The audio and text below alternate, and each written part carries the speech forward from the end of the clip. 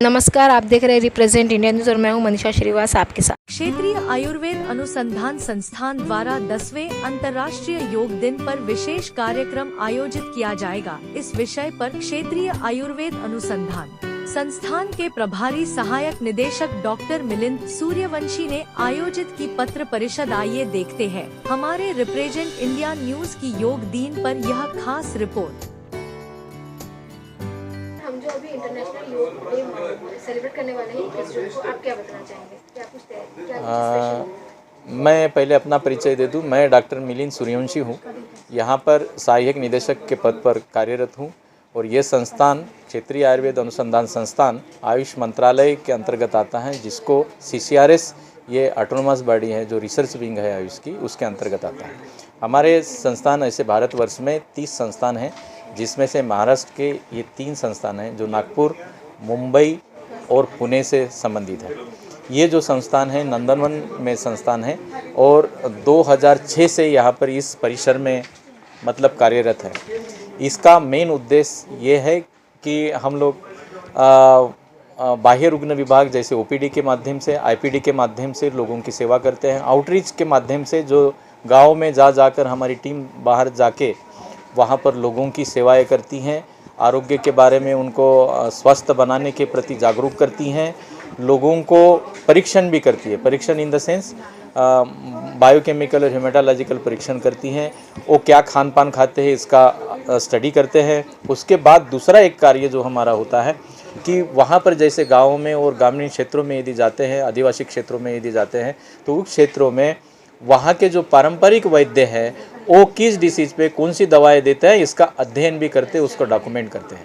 उसका डॉक्यूमेंट इसलिए भी किया जाता है कि हमारे शास्त्र में वो जो दवा दे रहे हैं उसका अध्ययन होता है और ये निरीक्षण होता है कि हमारे शास्त्र में उसका वर्णित है या नहीं है। यदि हमारे शास्त्र में उसका वर्णित नहीं है तो हम उसको आगे स्टडी के लिए प्रपोज करते हैं। यह हमारा मुख्य कार्य है।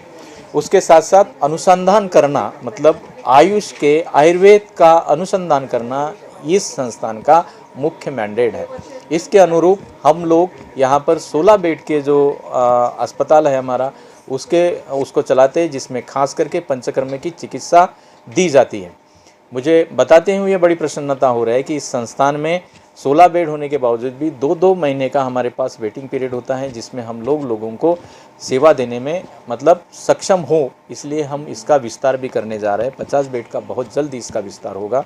OPD का यदि बात करते हैं, जिसमें बाह्य रुग्ण विभाग का है, जिसमें फ्री ऑफ निःशुल्क आयुर्वेदिक दवाओं का वितरण करते हैं। हम लोग रजिस्ट्रेशन करते हैं, निःशुल्क दवाओं का वितरण करते हैं, प्रयोगशालाएं जांच करते हैं और कंसल्टेशन करते हैं, आयुर्वेदिक उपचार करते हैं। जैसे योगा के बारे में आप लोगों को बता दूं कि हर पेशेंट को हम ये योगा क्या करना चाहिए इसकी जानकारी रोगियों को देने की कोशिश करते हैं।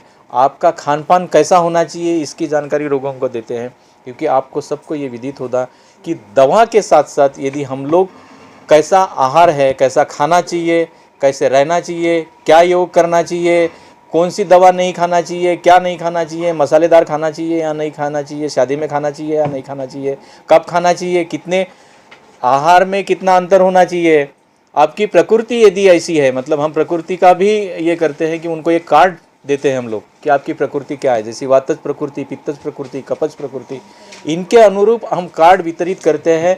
वो जो कार्ड देने का मतलब ये है कि यदि मान लो आपकी प्रकृति के अनुरूप आपको कौन सी बीमारी और क्या खान पान में परहेज करना चाहिए, इसकी डिटेल्स उसमें होती है।